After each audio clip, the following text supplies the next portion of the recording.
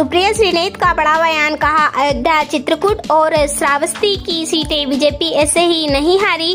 करोड़ों के आराध्य प्रभु श्री राम के अपमान का बदला लिया। हिंदुओं ने इस सृष्टि के पालनहार को लाने के अहंकार का सबक तो स्वयं प्रभु ने सिखा दिया। राम ने अपनी पुजारियों को आशीष और अपने व्यापारियों को हार दी। भक्त यह बात समझ रहा है। अंधभक्त तो अयोध्या को, हिंदुओं को और श्री राम को भी कोसने से पीछे नहीं हट रहे हैं। देखिए ये खास रिपोर्ट। इस देश ने एक और भी बहुत बड़ा संदेश दिया। इस देश ने न सिर्फ बीजेपी को अयोध्या में शिकस्त दी, पर श्रावस्ती में भी, जहां पर नृपेंद्र मिश्रा जी के पुत्र लड़ रहे थे और घूम घूम कर कहते थे मेरे पिता ने मंदिर बनवाया, वहां पर भी भाजपा को हराया। ये किसकी हार है? ये हार है उन लोगों की जिन्होंने प्रभु राम को एक छोटा सा बनाकर नरेंद्र मोदी को उनकी उंगली थाम दी। जिन लोगों ने गाने बनाए हम राम को लाए हैं।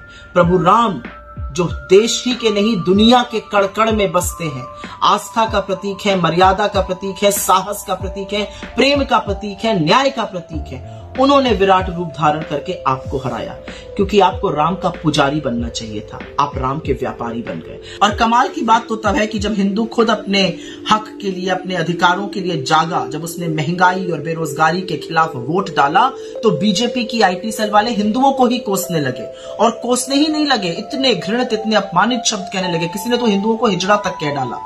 हिंदू जाग चुका है, हिंदू समझ चुका है कि धर्म के स्वयंभू ठेकेदारों से ना ये धर्म चलेगा, ना उनके बच्चों का भविष्य चलेगा। हिंदू जान चुका है कि उनके आराध्य का व्यापार करके, भगवान राम का व्यापार करके धर्म के ठेकेदारों को सबक सिखाना पड़ेगा। और हिंदुओं ने एक स्वर में आपको यूपी में, आपको बिहार में, आपको राजस्थान में, आपको महाराष्ट्र में, आपको पश्चिम बंगाल में, आपको तमिलनाडु में रिजेक्ट किया है हिंदुओं ने।